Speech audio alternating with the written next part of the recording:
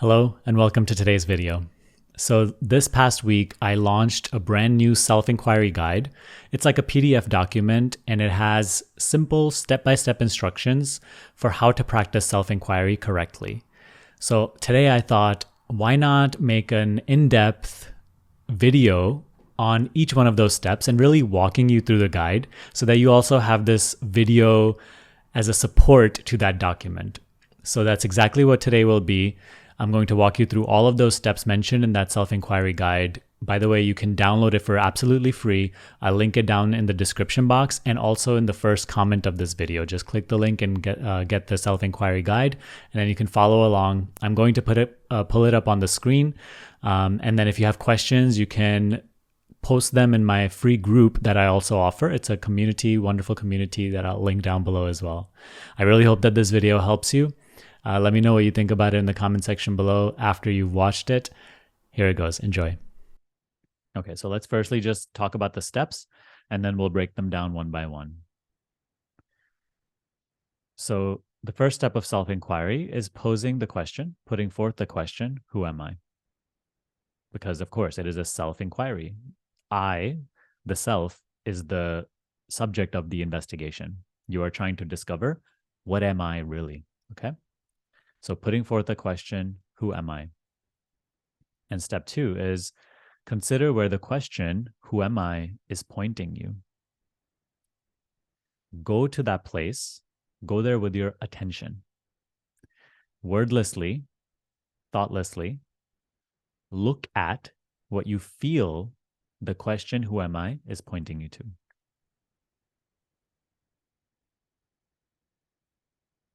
Whatever questions are arising right now, like mentally, or resistances, just allow yourself to not jump on those questions right away, but let's just go through all the steps and then you can ask them. But while we are going through the steps, and even when we're going through the explanation of them, try your best to follow along, meaning you are practicing what we are talking about, not just creating intellectual fantasies about the practice. So consider where the question, who am I, is pointing you to, and you go to that place with your attention. Attention is a wordless tool. Attention does not speak. It does not conceptualize. It does not think. So thoughtlessly look at, right? Because attention is just a mere looking. Look at what you feel the question, who am I, is pointing you to.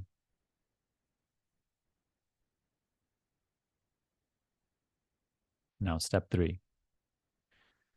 Keep your attention rooted in your sense of self, or I, right? Because the question, who am I, is pointing to I. So you go to that with your attention and you keep your attention rooted in your self, in your sense of self, I. And of course, naturally, thoughts will arise. So when they do arise, instead of pursuing those thoughts, notice the awareness in which they arise. Because I and awareness are synonymous. I and being aware is synonymous. Just why? Because you are aware. I am aware of experience. So when thoughts arise, that's outward, right? So instead of pursuing the thoughts, just notice the awareness in which they arise, because I am aware. So wordlessly, thoughtlessly, notice, I am aware of this thought. It's not like you're speaking this to yourself, because that's not the practice. You're not constantly saying, oh, I am aware of this, I'm aware of this, because that's just more thoughts, which also arise in awareness. So simply wordlessly, thoughtlessly, notice or become aware of how there's an awareness of this thought that arose. And once again, return your attention to your sense of self, I, which is aware. And step 4, stay there without expecting something to happen and without the desire to realize something. Rest in and as your conceptless, wordless being. This is a very important step. It's not really even a step in a way, but it's just simply learning to keep your attention rooted in I, which is aware, learning to quote unquote stay there. And you're doing so without trying to come upon something, which is one of the biggest traps of this entire practice, because you practice this for the sake of some reward. You know, we want to get to silence in order to get something. What is trying to get something is the conceptual mind, okay? Which is also arising in your seeing, in your awareness. So forget about the mind which wants and be more interested in the awareness in which the mind that wants is appearing. So you simply, regardless of whatever the mind is wanting to happen, instead, notice that even this is seen. Even this, there's an awareness of. And you're not interested in what you're aware of. You're interested in the awareness itself, I, which is aware. Such a simple practice. Subtle, I get it, for sure. But don't keep buying into these mental resistances like I don't get this, or this is too subtle. Just this practice has come into our experience. So trust the validity of that. Trust God's wisdom, life's wisdom. It has put forth this practice in front of you. Listen to its demands, listen to its invitation. There's readiness for it. But maturity is earned through practice.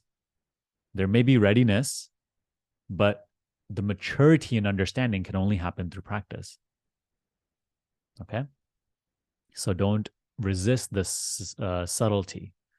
Embrace it. Don't resist the mystique and mystery and confusion. Embrace it. It is the way. You're not supposed to just get it right away. Just like with any other pursuit in life, don't hope to get it right away. Don't hope for it to be easy. Enjoy the journey. Enjoy the difficulty even. Enjoy whatever it takes. Take it to be the path. You don't, let's say if you're trying to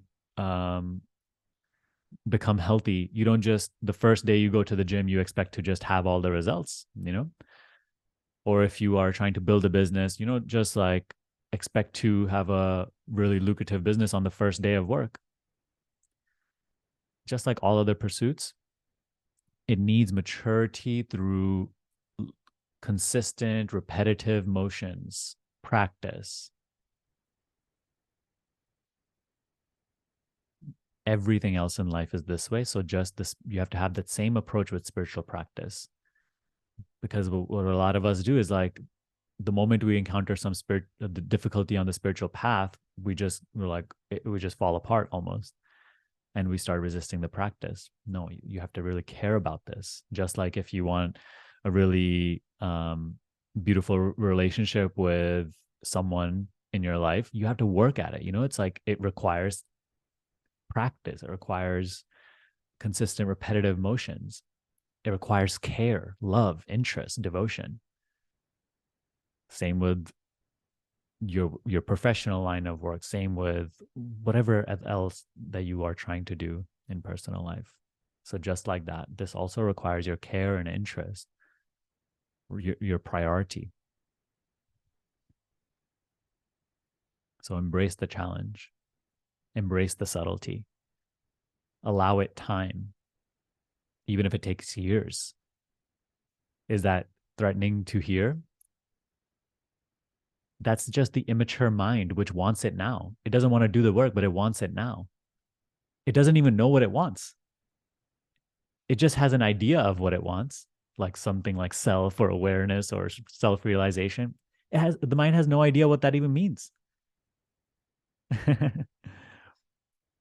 The mind doesn't even know what it wants, but it wants it now and it doesn't want to do the work. So the mind is like an immature child.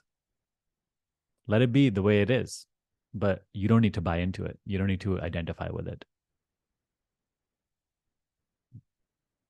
Patience, perseverance, love, devotion, interest, genuine curiosity. These are the things that really serve you in this practice.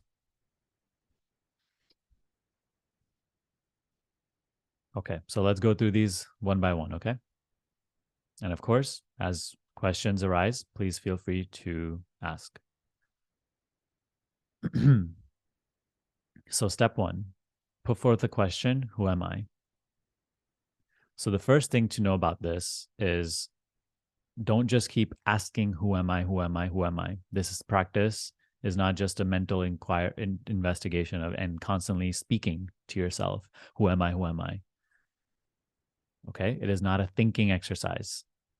Pose the question once and move on to step two. The second aspect of this first step, it is very important that you understand that this question does not need to be intellectually answered. The mind asks the question and does not know the answer. Please understand that anything that the mind can say is just another concept. Therefore, do not go looking in mind for an answer. You are not supposed to find an answer to this question in words, language. This itself is like confusing in the beginning because that's just what we've always known, like pursuing things with mind and getting them. But here's where the mind hits its limits. The mind can only know that which is in the realm of conceptual knowledge. The mind can only know things, objects, which have objective qualities, which have a beginning and an end, which have a name, which have a form, which have a shape, which have a size, which are describable. Okay, the mind itself being limited, a limited point of view, can only see differences. It can only see this versus that, I versus other. So when we are embarking on this self-inquiry journey, we have to deeply understand that after you put forth the question, who am I? Which is a question that the mind is putting forth. Nothing, no words that come after the question, who am I? Whether they are even the conceptually right answers, such as awareness or self or this or that, they don't hold any meaning. They are not what this inquiry is looking for. Many people fall into the trap of just thinking, oh, I am radiant, beautiful, loving awareness. Who cares? That's just another idea. That's just another concept. That means nothing. You can think that all you want. But funny enough, you're going to be thinking that from the perspective of being a person that you take yourself to be. Thinking, oh, I am loving awareness. It's so silly. So don't fall for that.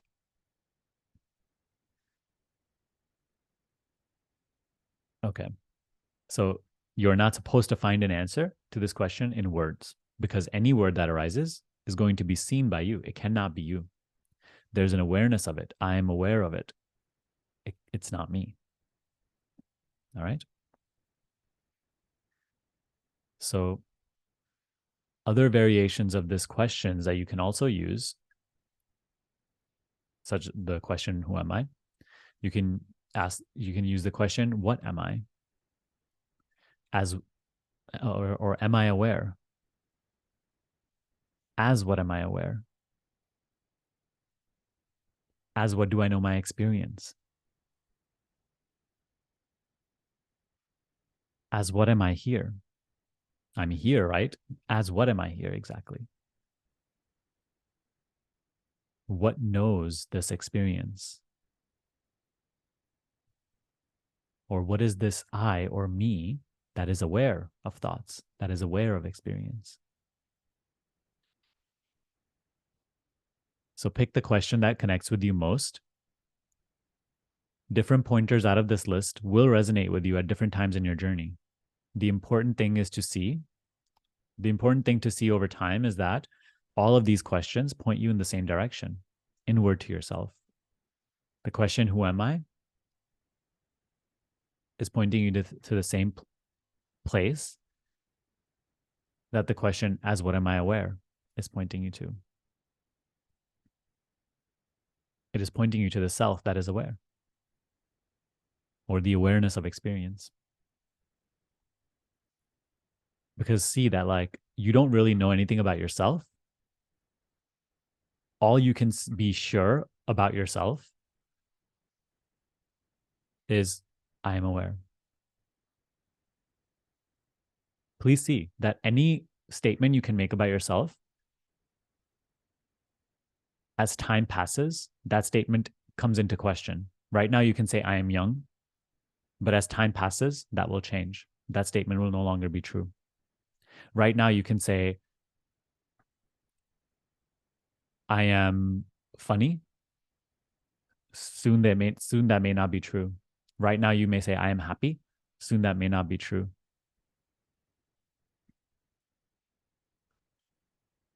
So any description you can make about yourself, you have to start seeing that actually that description is just referring to the body or mind. It is not really referring to myself. And the body and mind are changeful experiences. Even the personality, which feels so like me, what I am, is a changeful experience. Thoughts can describe, and thoughts claim to describe those experiences as me, as what I am. But you're seeing that all of these things are changing while my experience of myself is always, I'm aware. When you were 10 years old running around in a park, playing with your friends, at the heart of that experience is the same self that now, when you are maybe working a desk job, driving to work, taking care of your kids, at the heart of it, that experience also is the same self that is aware. At the level of self, at the level of me, there has never been any change. Although everything you claim to be has been changing.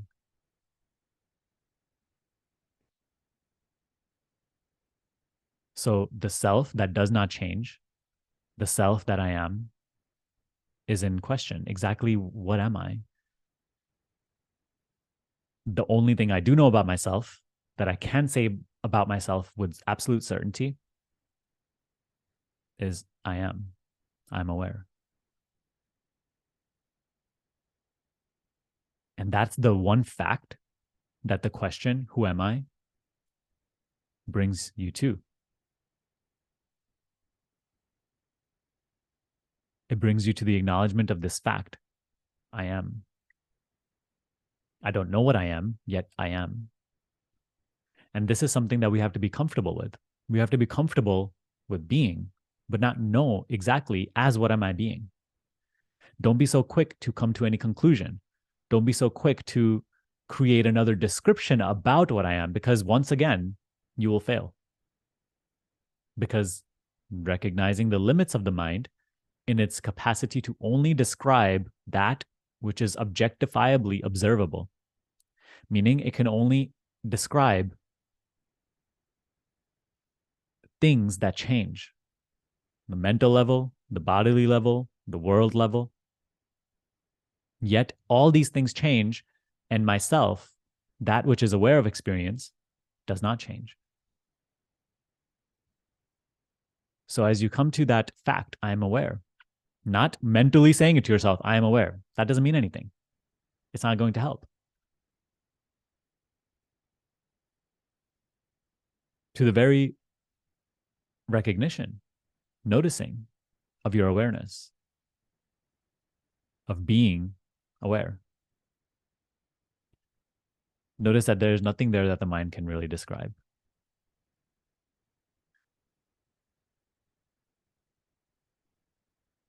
It can talk about it as an experience. Oh, being aware is an experience, but actually being aware is not an experience. It's simply awareness of experience. Whatever happens in that awareness is an experience, but being aware is just a fact.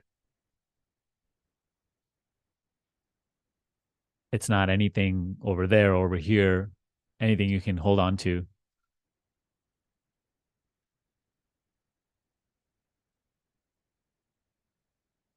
So see that all of these questions are pointing you to that self, which is in question as what am I here? I know I am, but as what am I here? And no thoughts will help. So stop going to mind. All right. Any questions so far before we move on to step two? No, all good. Hi, Sunny. Hello. So it's not a question; it's more of a sharing. That one question that struck with me is from Ramana Maharshi's book, "In front of whom these thoughts are arising." It was almost Yes. like, uh, yeah, it just connected so well. So I just wanted to share that Beautiful. I'm pointer. glad you did share that. And notice how that is referring to the same thing as what do I know my experience? As what am I aware? Right. Right? There's like clearly me, this like a self which is aware in front of whom these thoughts are appearing. The thoughts that which feel so intimately as me, actually they are appearing in front of me. So, that's what we have to start seeing about thoughts, that like of course they arise with a feeling that they are arising as you, but they are not you. And the clear giveaway is that they come and go and they change, but you do not change. See that like that so they cannot be you by definition, because you are that which is always simply present. You are not that which comes and goes. That is your direct experience of yourself, which is why this practice is so beautiful, because it focuses on what your actual experience of life is, not what you have been taught about yourself, not what some religion has told you, not what some belief system has told you. Just looking into direct experience. What is my experience of myself? That is really where all the mystery starts to unravel. So even if we have grown up in a family who has like a really in very religious values, and they may even have like amazing understanding of their religion and what this points to, but even as you yourself are growing up and going through these things, you have to investigate for yourself. This is a process of self-discovery. So you have to really start to see, what does my experience actually show me? And in your experience, you are not a changeful self. You do not change when thoughts come and go. You see them come and go.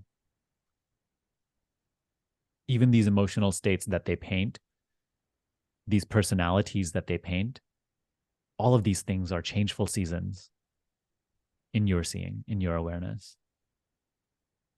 Yeah. So thank you for bringing that up, Megha. Beautiful. Thank you. Okay, so let's move on to step two. Consider where the question "who am I" is pointing you to. Go to that place. Go there with your attention, wordlessly, thoughtlessly. Look at what you feel the question "who am I" is pointing you to. So firstly, this is self-inquiry. Your sense of self is in question, right? We talked a little bit about that already. So you go to your sense of I. If the sense of self is in question, the self which is not changing as experience is changing, you go to with your attention to that sense of I. Please do so here and now.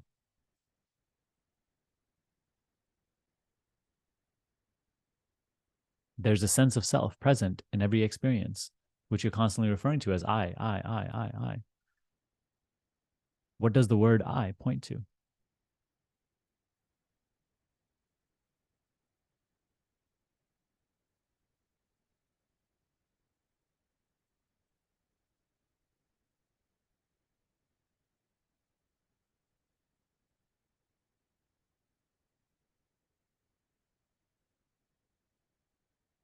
There's nothing to think about. Don't, because thinking is just creating more descriptions of what it points to. Here and now, what you feel as I or self. Go to that with your attention.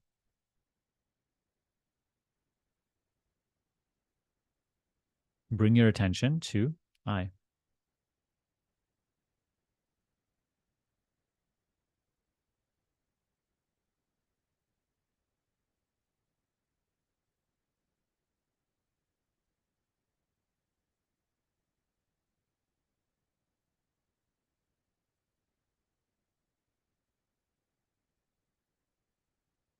Bring your attention to the I that is aware.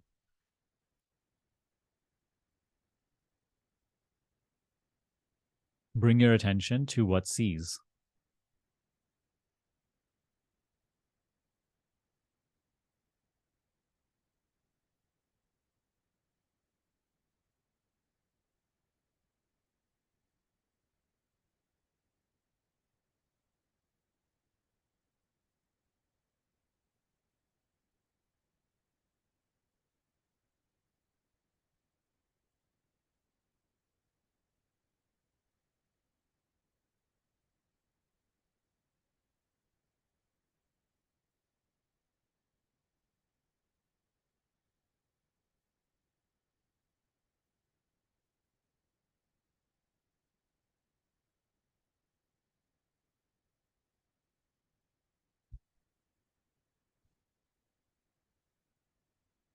So the second thing about this, and whoever has questions, I'm just going to cover step 2 and then I'll get to your questions. Just like the word table is not a table, okay, it is referring to the physical object that you know as quote unquote table. You see, the word table is a concept, a label, whereas the physical object that the concept table is referring to is, in experience, is the actual thing being spoken of when you say the word table. So just like that, bring your attention to what the word I is referring to in your experience.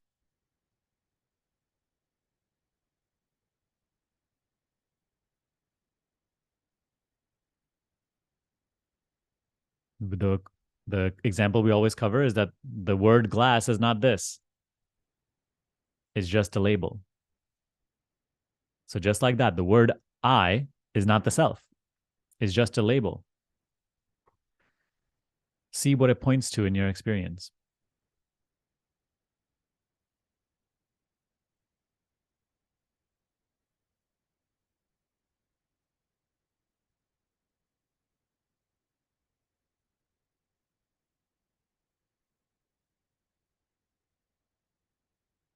If it brings you to your body, notice that that's not the self that is aware. That is not I, which is aware, because the body is also seen from a distance to change. No matter how much the body changes, the self does not change. I still am as I am. So go subtler. Bring your attention to the I that is aware of the changefulness of the body.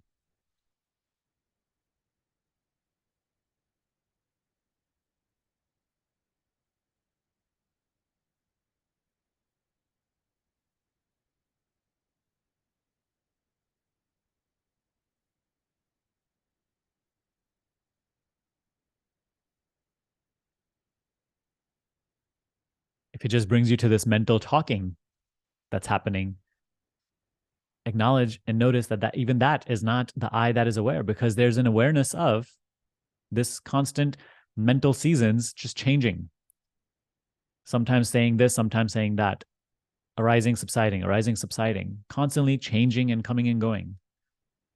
In my seeing, I am seeing it. So bring your attention to the I that sees it.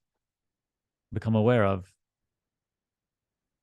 yourself that sees, that knows, that is aware.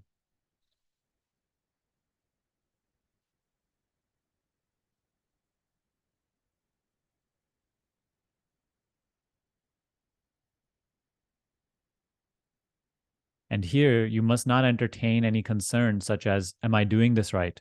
Or is this what the question is pointing to? Notice how when you fall for such thoughts, your gaze once again turns away from I and gets focused in thoughts. And then you are no longer practicing self-inquiry. You're just thinking. When such thoughts arise, simply have no interest to pursue them. Move to step 3.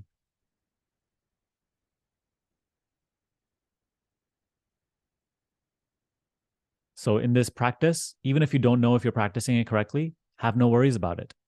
Firstly, that's why we have these types of conversations, because here we can clarify anything that you're worried about or concerned about. But in the moment of practice, that shouldn't even occur to you.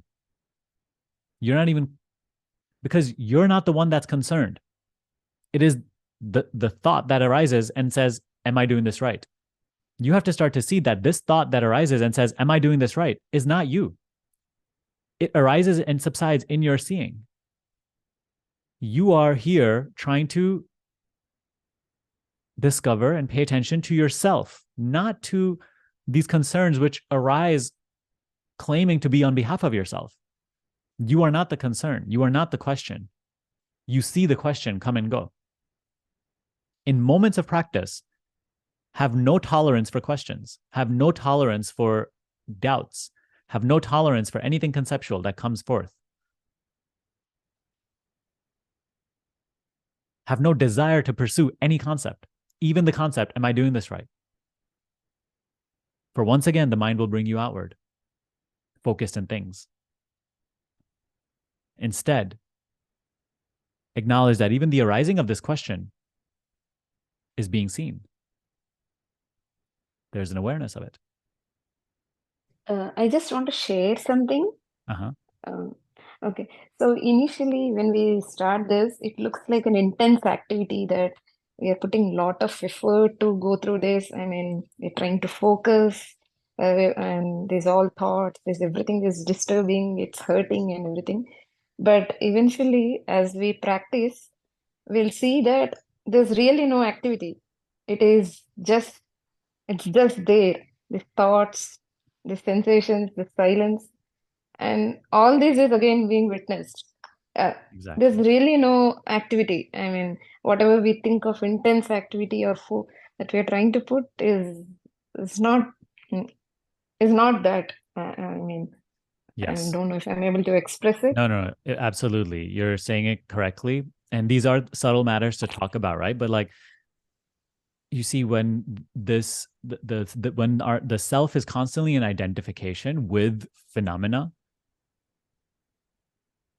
notice how, earlier when we spoke today about like how silence softens the conditioning, which is so hardened. Like, we take the activity, we take what is appearing to be so real, so rigid, so true. But as we continue to return to the seeing of it, because that is the one fact, whatever is there continues to change. Yet the seeing of it is the one fact. It is like the breadcrumb trail to the truth of yourself. So if we just keep returning to the witnessing of it, the seeing of it, the self that is aware of it, you start to really acknowledge the realness of that witnessing, and everything else just takes a back seat. In that moment, like, nothing that is appearing is of utmost importance. And it's seen as an appearance rather than like, oh, these things are really happening. Yeah. And you start to feel like the blanketed warmth and peace of the witnessing, which is stable.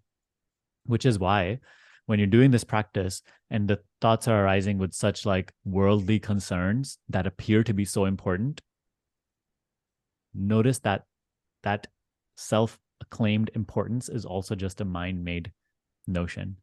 It is not true.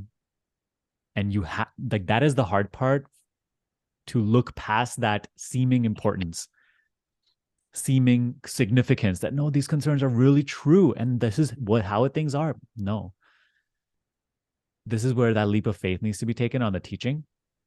And this is what we really shy away from. And then we stay contracted. But whoever takes a leap of faith, that's when the teaching really starts to open up. And you start to see how actually, yes, the witnessing, the seeing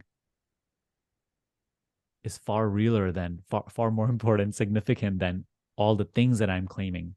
Because previously, the seeming importance of these mental notions, it's like almost designed to keep us only identified with changeful objects. Whereas like when we take that leap of faith and just the seeing, the witnessing, now we have a whole new understanding of reality. We have a whole new understanding of what's actually important and what's true. And witnessing also looks like an activity initially, but it's not. It's just there. Beautiful. It's not happening. It's It yeah. because it is, all happenings happen. Yeah. Beautifully said. Thank you so much. Funny, when so during when we were doing this practice, so when thoughts are let go, the mind tries to, and I'm not even sure the mind is creating imaging part of, trying to grab onto something, some image, and then I can also see that some images are automatically coming and going, but there's a great sense of holding on to that image, as if I'll understand something through them. So, which is why I think it gets harder for me to let them go. Uh, so I just want to clarify on that part, that images which comes automatically, or I'm not even sure if the mind creates them, or they just, that's how it is, they just come. Yes, the images are just the activity of the mind. Don't think of it even like, oh, the mind is creating them. The image that is arising, the description that is arising, that is mind. That's just what we can call the activity of mind. It just like that is how the mind is manifesting in this moment by moment, image by image, right? Description by description, condition by condition, judgment by judgment. So again, notice how, earlier just now, Priyanka said, the witnessing of it is not happening. The mind is happening. The witnessing is simply there. It is with which you know the image. So of course, right now, there's like an outward interest in what you see. Now you have to reverse this interest in what you see with the seeing of it. And when you notice the seeing of it, or just the seeing, what you see drops off. Seeing remains. Because seeing is. Whereas what you see needs your association with it in order to be. If you just keep recognizing the seeing, what you see drops away. And even if it appears, it won't appear in the same way. Seeing is of utmost importance. So this is the little tricky part, and this is what we're going to discuss in step 3. But this is the main aspect of self-inquiry, right? It's easy to ask the question and try to bring your attention to self. But the hard part is now when thoughts keep coming up and the conditioning is in such a way that, that's just, they're arising with great belief, identification, and they take us once again outward. There's great momentum of that. Now, what we're going to cover in step 3 is, rather than what you see, you have to be interested in the seeing itself. Because if you could just keep acknowledging and noticing the seeing itself, which is, first of all, just there. It's not even your activity. It is simply your being. It has no want. It has no desire. It has no notion. It has no resistance. It has nothing. It's not talking. It's not describing. It's not imaging. It's not doing nothing. There's no past there. There's no future there. There's no this there. There's no that there. It's just seeing, being. In it, your entire conditioning collapses. But as you're practicing this, the conditioning will do everything it can to stay alive. And it's presenting itself moment by moment as these images. Embrace the challenge. All you need to do is acknowledge the seeing, be interested in the seeing, the awareness. The moment you notice that, what you see ceases to be important. Right? Because you're pursuing the truth of yourself. You're pursuing that which is fact, true, not what appears and goes. So there's a quote, I forget by who, but the quote is, the not self is known as transient. Okay, so whatever comes and goes is the not self, is not the self. Self is known as being, awareness. So this is a sacrificing of the not self for the self. Anything that changes, anything that moves is the not self. The self is that which does not move, which does not change. Here and now, it is that which, right, we just talked about, is not an activity. It is simply the seeing which already is, which is also inseparable from being. Seeing and being are one. Because you are aware, so you must be. Is that clear? Yes, yeah, that helps. Thank you. Great. Yeah, thank you for that question. And this really is the only obstacle you can have in self-inquiry, what Megha just mentioned. Being too interested in what you see. Because this image or this idea of your future or this resistance to the practice, these ideas seem so important. They seem so interesting. They seem like what I am, what life is. But this is where you have to employ that. Whatever you see is untrue. Whatever you see is not the self. Return to the self that is. The seeing there is there, being is there, because of which your entire experience is appearing. So you return to that, acknowledge that, notice that. If you keep just returning to the seeing, you'll see that this self-imposed importance will also fall through. Unlike, the thoughts which seem to be so important, they will also fall through. And you will start to see how that's also just a mental activity. One thing which helped me was when you're idle and your thoughts just arise, you just see who is this impacting. I mean, who is how do I put it? For whom is this important? Whom is this important, or who is suffering this? It looks vague initially, but this will be very evident as we. Yes, absolutely. I'm glad you bring up that, because this concern which arises, and it's even like clearly seen that when you inquire, for whom is this so important? It's also just, an idea that we have of ourselves, for whom it is important. So it's like that importance is on behalf of, established in the idea of ourself, meaning for me, this person that I take myself to be. So like identifying the self with experience and that image that is created by it, on behalf of that image, this concern is important. So this is really a cool thing to notice about all thoughts. They are arising on behalf of the person that you think yourself to be, not on behalf of the self. They are being spoken from thoughts are all arising from the point of view of the person that I am. So once you even start to see that, you start to see that entire image and all that, what that image is based in, such as body, mind, this and that experience, is not myself. So that's where you can really pierce through the seeming importance of these concerns. Okay. So last step was, right, do not entertain such concerns and go to what the word I is pointing to, right? Go there with your attention. Don't be stuck in the concept. See what the concept, the thought is pointing to in experience.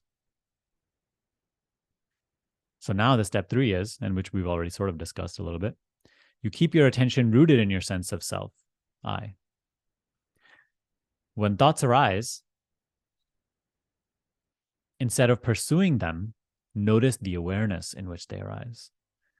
Wordlessly, thoughtlessly, notice, I'm aware of this thought. This is a trap though, because many times we get caught up in this, like, oh, just constantly saying, oh, I'm aware of this, I'm aware of this, I'm aware of this. The self does not speak. Anything that is spoken is the not self. Acknowledge that even I am not aware of this thought is a thought that comes and goes and you're seeing. This is where you really have to play around with it and start to see that it appears that I am speaking. It appears that I'm thinking. But that is not me. This is a beautiful discovery.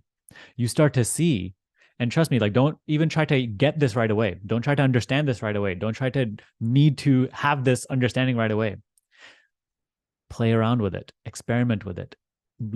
Allow yourself to brew in this. Really sit with this. Can you be something that appears and disappears? Even the mind, which is like, this thought that's saying, I am aware of this, I'm aware of that, like, it's arising as myself. But here's where you are now uncovering that all of these descriptions, all of these thoughts, whatever they are appearing and disappearing. Even how intimate they feel, they are not myself.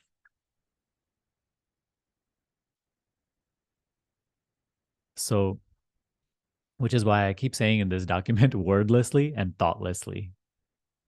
You see, awareness is like a noticing, a wordless acknowledgement, of being aware, a seeing. You do not need to speak about something in order to see it. You see, I see this book is a mental statement. It is not just the seeing of this book.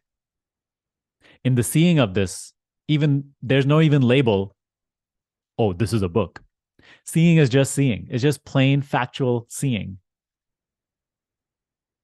Now, when I say I see this book, that's a concept describing the experience of seeing the book. That's all thoughts are. It's just descriptions of experience. And they have taken you into a conceptual world in which we live. We live in a world of concepts, of descriptions. Now we are learning to come out of the world of concepts into the reality of what is. Right now, the world of concepts has so strongly reinforced itself that we live from an idea of who I am, from an idea about the world that I live in, just full of more and more ideas, more and more descriptions, more and more concepts. Concepts are like perpetuating, constantly multiplying. Now you're learning to exit this world of concepts through the stillness of your being, the stillness of your seeing. How powerful is this practice? Okay. And also, I know it may be even confusing to when we say like bring attention to your sense of self or I, bring attention to I, whereas like the attention is flowing from I. I am aware. Like, so yes, it is not even right to say bring attention to I, because like you cannot bring attention to yourself, right? The eyes cannot see themselves. They can only see other. But what happens when you try, like, follow the advice of bringing the attention to yourself? That is just a noticing of awareness. That is just a being awareness. So although you're trying to you feel like you're trying to bring attention to yourself, it's actually just a being yourself. And in that moment, attention collapses. Attention is only the outward gaze of your awareness, right? The example I always give, I don't have my phone with me, but I usually give it with the flashlight, right? We could talk about the sun. The sun is like a self-illuminating, ball of light. It's rays focused that shine on things. The rays are like the attention, the outwardness of the sun. So in the moment, like the rays can only flow away from it. They cannot turn around back to it. When you bring attention to yourself, it is just like not even a turning your ray towards, it's just a being the sun.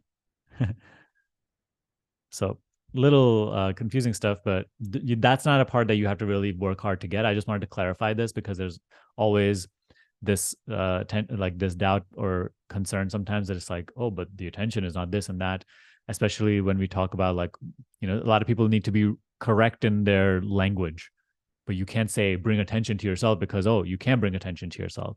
So I just wanted to clarify that. So that's just a figure of speech, but it does the job. For me, it was never important to be really correct with words. As long as they do their job, that's what matters for me. Because ultimately, concepts can only help to point.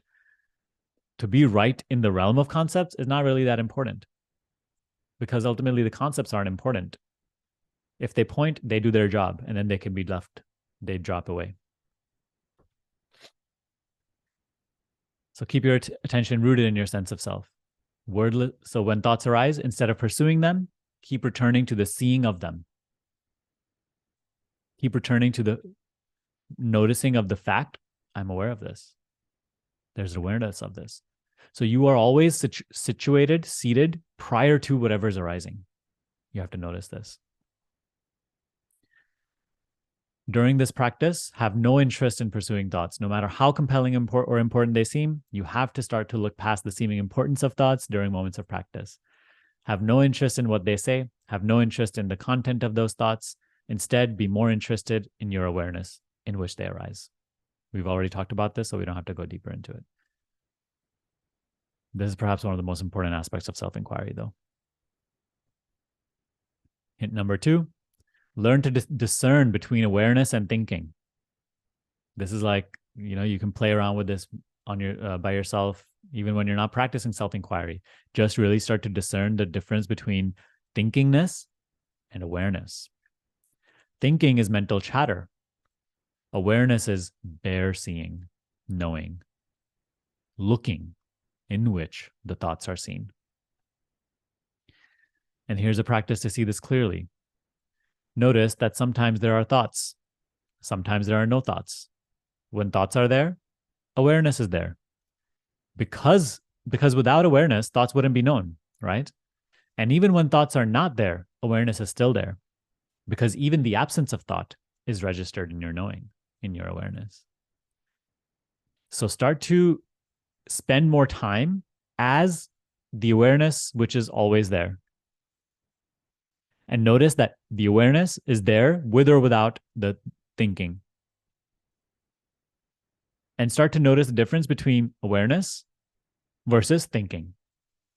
Thinking is just constantly describing experience. Awareness is just seeing, knowing, being.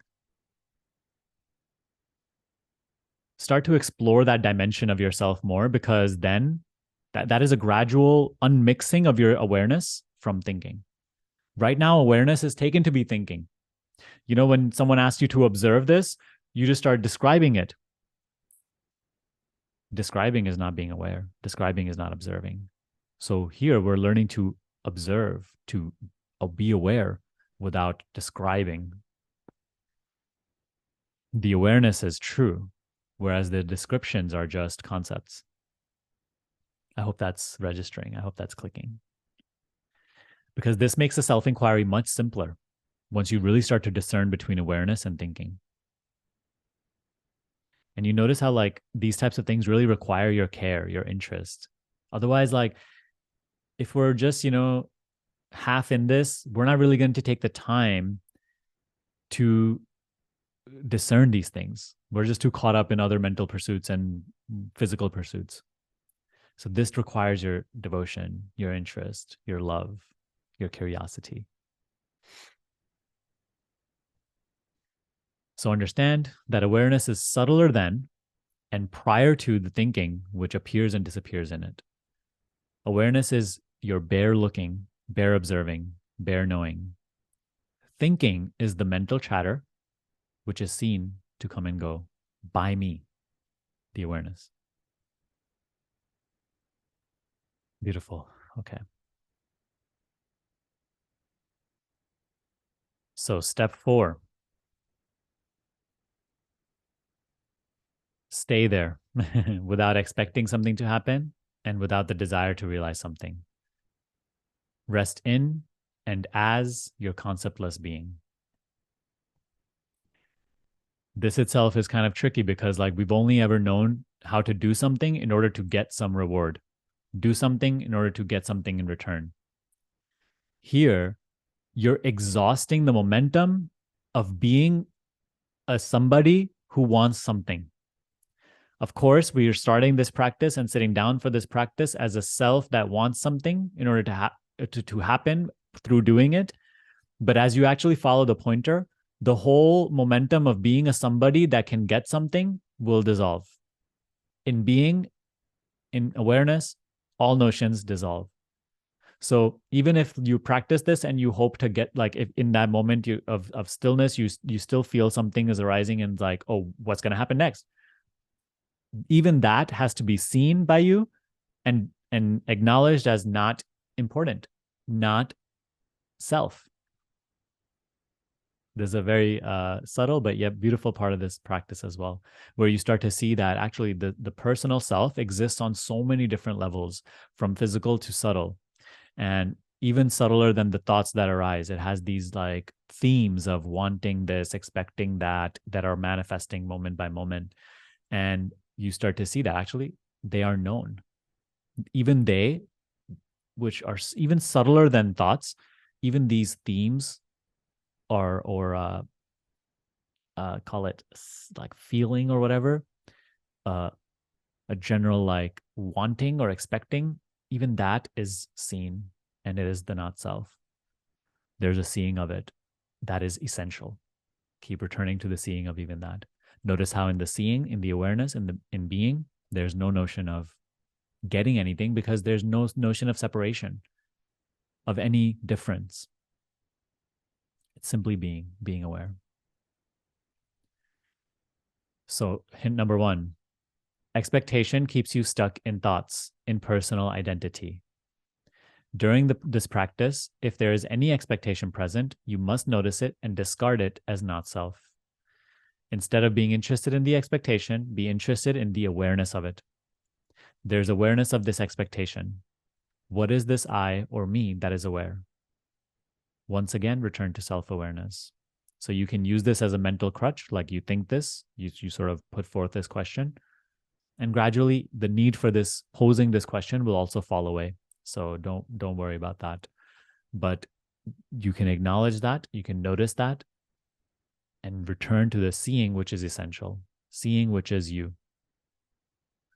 Because you are the one that sees. You are not what is seen to come and go. This is like the general rule of self-inquiry that you have to use as a hypothesis, which will keep taking you deeper. I am that which is aware. I am not that which I am aware of. That is the rule of thumb. That is the hypothesis. Hint number 2. In self-awareness, all notions, all concepts, all conditioning, all personhood comes to a halt.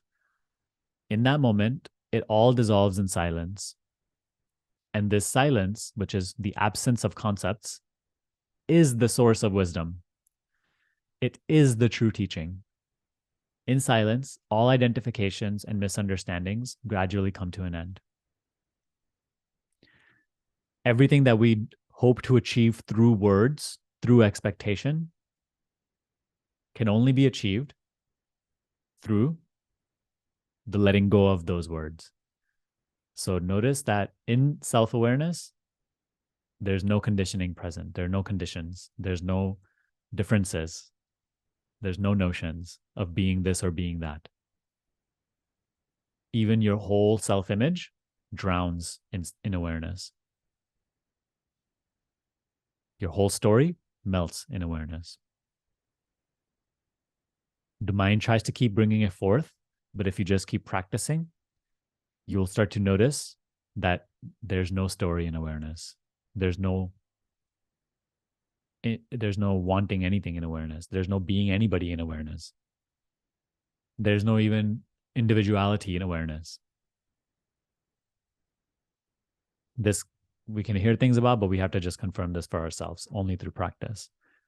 So know that everything that thoughts claim to bring you, like in the future, can only be received here and now through silence, through the relinquishing of concept.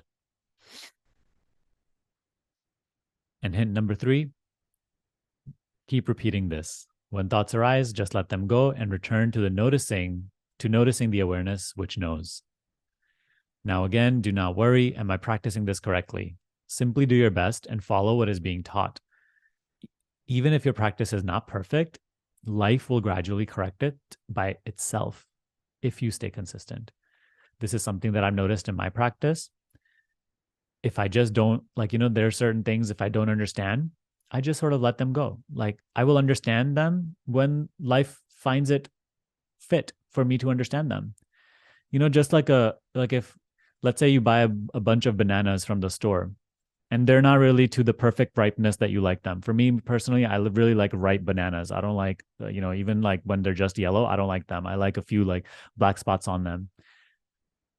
in order, like if I just buy a bunch of bananas from the store, I, I don't need to force them to become ripe. I just have to let the natural processes happen. So just like that, and like the natural processes happen by themselves without any effort on my part, and the sweetness of that maturity I then get to enjoy by eating the ripe banana.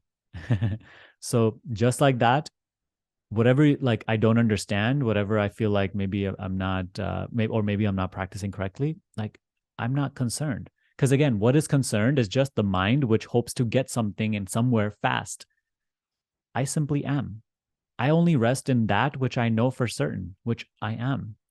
So as you just continue to stick with what makes sense, stick with what is true, then whatever needs to happen on the level of understanding and whatnot, and even if the practice is like you don't know if it's correct, but you just keep doing your best because that's what you can do at any moment of the day. That's the only thing you can do, which is just doing it to the best of your capacity, best of your knowledge. Then life has a way of bringing those natural processes which ripen, mature your practice, your understanding, your seeing. So you don't have to worry about that at all. If anything, constantly going with this concern, am I practicing this correctly, is only going to bring you further into concepts, into keep you in incorrect practice. Whereas just letting it be, even if you're practicing incorrectly, have no concern. As long as you're doing your best and you're staying consistent, life will correct it for you. This is where you are learning to trust life rather than constantly trusting this concern, which claims to be acting on your best interest. But it is just a fear. It is just a concern. It has no ground. It has no basis.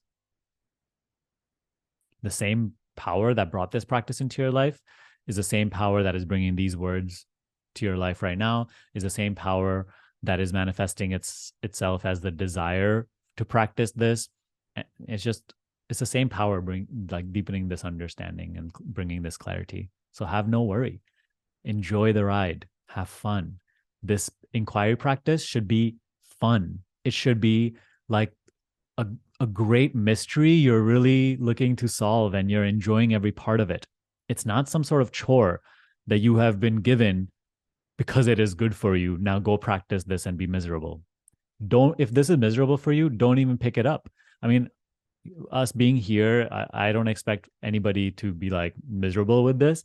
But if you like, genuinely seek to enjoy this, it only becomes miserable when we like create a deadline for it, when we want it now, when we need to like get something now. But if you just let your entire life be the unraveling of this self-understanding, not only do you have no pressure, but also actually puts you in a really good position to just like let life do those natural maturing processes like it does with the banana that is unripe. Thank you very much for watching this video. I really hope it helped you. Remember, you can get the self-inquiry guide for absolutely free right now. Just click the link in the description box below. In the guide, it's not just the steps that we covered, it's also bonus tips for self-inquiry and what I call the 7 pillars of spiritual practice, which is a general overview of what your day-to-day spiritual practice should look like. So that's all inside of the guide. Make sure to go ahead and grab it. If you are looking for personal help from me, you want to work with me privately, learn more about my School of Awakening program, which is a coaching program designed to really help you integrate these teachings into your experience. Okay, so that's down below as well. I really hope that all these resources are of great value to you. Thank you again for watching. I'll see you next time. Bye.